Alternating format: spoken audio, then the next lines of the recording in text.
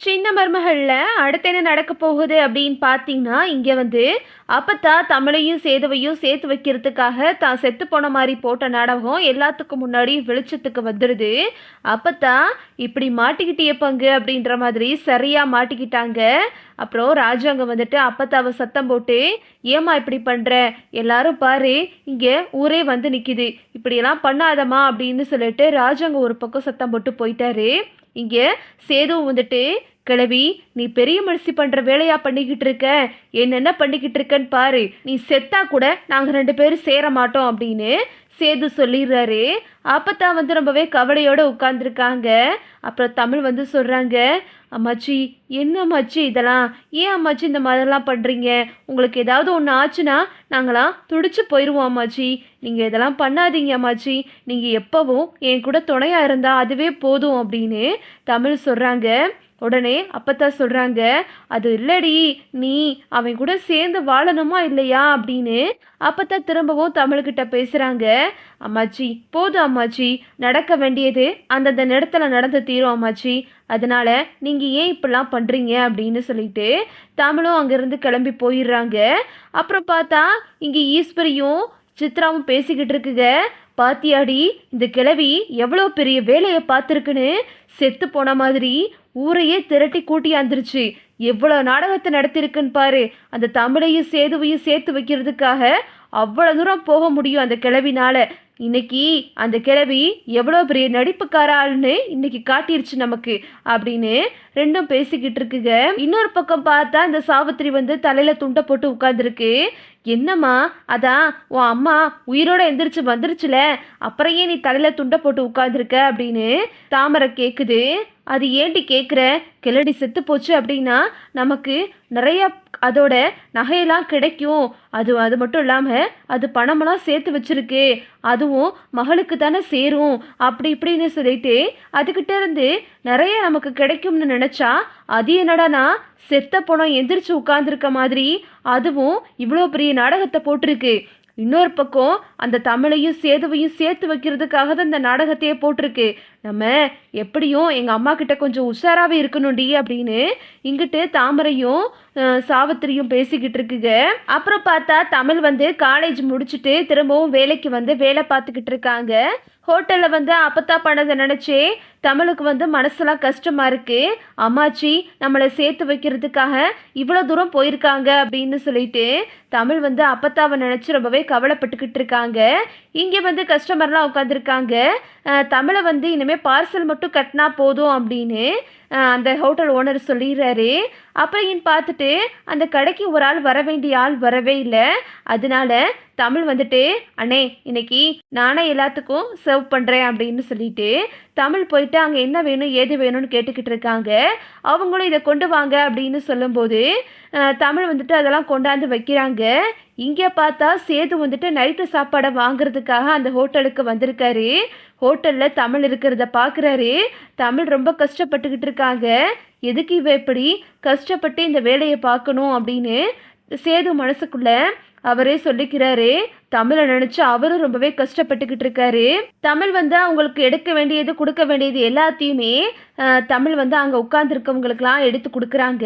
சேது வந்துட்டு ஹோட்டலில் வந்துட்டு, "எனக்கு 4 இட்லி பார்சல் கட்டி கொடுங்க" அப்படின்னு சொல்கிறாரு. "சரிங்கண்ணே, கொஞ்சம் வெயிட் பண்ணுங்க" அப்படின்னு சொல்லிட்டு சேதுக்கு வந்து தமிழ் தான் பார்சல் கட்டுறாங்க. 4 இட்லி எல்லாரும் வச்சு பார்சல் கட்டிக்கிட்டு இருக்காங்க. கட்டிக்கிட்டு இருக்கும் போதே ஹோட்டல் ஓனர் சொல்கிறாரு, "ஏம்மா, உள்ள அடுப்பு அமர்த்தாமல் அந்த ஆள் போயிட்டார் போல. அடுப்பில் சாம்பார் கிடக்கு.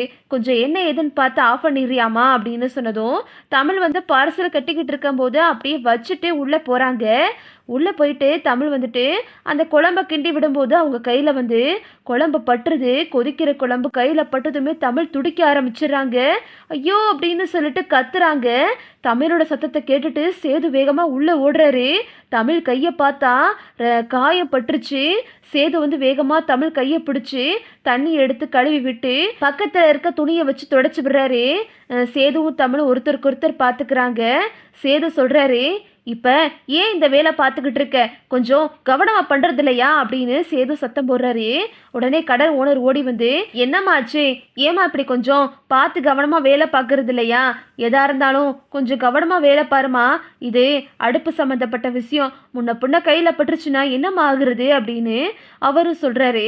உடனே சேது வந்துட்டு, என்னங்க இதெல்லாம் அவங்கவுங்களுக்குன்னு ஒவ்வொரு வேலை இருக்குல்ல, எதுக்கு இவங்கள போய் சமையலை பார்க்க சொல்கிறீங்க அப்படின்னு சேது கேட்கவும், ஐயா ஐயா மன்னிச்சுக்கங்க ஐயா, அவர் கொஞ்சம் வெளியே போயிருந்தாரு, அதனால தான் அந்த பொண்ணை நான் அடுப்பை பார்த்துட்டு அமர்த்திட்டு வர சொன்னேன், அதுக்குள்ளே இந்த பொண்ணு கையில் ஊற்றிக்கிருச்சு அப்படின்னு சொன்னதும், சரி இனிமே பார்த்து வேலையெல்லாம் கொடுங்க அப்படின்னு சேது வந்து அந்த கடை ஓனரை சத்தம் போடுறாரு. அப்புறம் தமிழ்கிட்டையும் சேது சொல்கிறாரு, வயிற்றுல பிள்ளைய வச்சிருக்க, வயிற்றுல ஏதாவது பட்டுச்சுன்னா என்னத்துக்கு ஆகுறது அப்படின்னு சேது வந்து தமிழ்கிட்ட சொல்கிறாரு. உடனே தமிழ் வந்துட்டு, அதெல்லாம் ஒன்றும் ஆகாது, நீங்கள் எதுக்கு இவ்வளோ துடிக்கிறீங்க அப்படின்னு தமிழும் கேட்குறாங்க. பாவமேனு வந்தேன், ஏதோ புள்ளத்தாச்சு புள்ள கையில் அடிபட்டுருச்சுன்னு வந்தா ரொம்ப ஓவராக தான் பண்ணுற அப்படின்னு சேது சொல்லிக்கிட்டு இருக்காரு. உடனே கடை ஓனர் சொல்கிறாரு, ஏம்மா நீ இப்படி கையில் புண்ணை வச்சுக்கிட்டு எப்படிம்மா வேலை பார்ப்ப, நீ வீட்டுக்கு கிளம்பு, அப்புறம் பார்த்துக்கலாம், நாளைக்கு வந்து வேலையை பாரு அப்படின்னு சொல்லவும், ஆனால் இல்லைண்ணே இது ஒரு சின்ன காயம்தான் அப்படின்னு தமிழ் சொல்கிறாங்க. இல்லைம்மா நீ கிளம்பு வீட்டுக்கு போ அப்படின்னு கடை ஓனர் சொல்லிடுறாரு. சரிங்கண்ணே நான் நாளைக்கு வரேன் அப்படின்னு தமிழும் அவங்க பேகெல்லாம் எடுத்துகிட்டு வெளியே வர்றாங்க. தமிழ் ஆட்டோவுக்காக நின்றுக்கிட்டு இருக்காங்க. சேது வந்து பார்சலை வாங்கிட்டு அவர் வண்டி எடுக்கும்போது சேது சொல்கிறாரு, இனிமே எங்கே போகிற, ஆட்டோலாம் இனி வராது, வா நானே உன்னை வீட்டில் கொண்டு போய் விட்டுறேன் அப்படின்னு சேது சொல்கிறாரு. இல்லை நான் ஆட்டோ பிடிச்சி வந்துக்கிறேன் அப்படின்னு தமிழ் சொல்கிறாங்க. இனி வரப்போறியா என்ன அப்படின்னு சேது சொல்லவும், தமிழும் வந்துட்டு சேது கூடவே வண்டியில் ஏறி போயிடுறாங்க. அங்கே நடந்த எல்லாத்தையுமே கருப்பை பார்த்துடுறாரு. ஓஹோ மாப்பிள்ளைக்கு இம்புட்டு பாசத்தை வச்சுக்கிட்டு தான் அவன் இவ்வளோ நடிப்பு நடிச்சுக்கிட்டு இருக்கான், உள்ள பாசம் இருக்கு, வெளியே எதுவுமே இல்லாத மாதிரி பண்ணிக்கிட்டு இருக்கான், சரி சரி எங்கிட்டும் நல்லா இருந்தா சரிதான் அப்படின்னு கருப்பும் வீட்டுக்கு போயிடுறாரு. வீட்டுக்கு போயிட்டு தமிழும் சேதுவும் ஒன்றா இறங்கி வர்றத இந்த ஈஸ்வரி பார்க்குது. அடியே அங்கே பாரடி, அவன் என்னடானா அவன் கூட வண்டியில் வந்துக்கிட்டு இருக்கான், இவனுக்கு கொஞ்சம் கூட புத்தியே இல்லை, இவன் என்னடானா விவாகரத்து வாங்க போறேன்னு சொல்லிட்டு இவ கூட போய் கூத்தடிச்சுக்கிட்டு இருக்கான், என்னத்த சொல்ல அப்படின்னு இங்கிட்டு ஈஸ்வரி சித்ராவும் பேசிக்கிட்டு இருக்குங்க. தமிழ் வேகமாக இறங்கி உள்ளே போயிட்டாங்க. அப்புறம் பார்த்தா கருப்பு வந்து ஹோட்டலில் நடந்த விஷயத்த அப்பத்தா கிட்ட போய் சொல்கிறாங்க.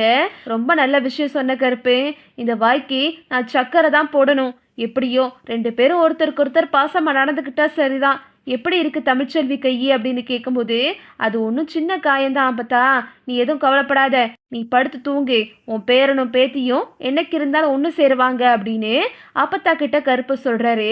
அப்பத்தாவும் இதை கேட்டுட்டு ரொம்பவே சந்தோஷமாக தூங்க போகிறாங்க. இதுதான் அடுத்தடுத்து நடக்க போகுது. ஓகே விவோஸ், இந்த வீடியோ உங்களுக்கு பிடிச்சிருந்தா லைக் பண்ணுங்கள், ஷேர் பண்ணுங்கள், மறக்காமல் நம்ம சேனலை சப்ஸ்கிரைப் பண்ணிக்கோங்க. தேங்க்ஸ் ஃபார் வாட்சிங்.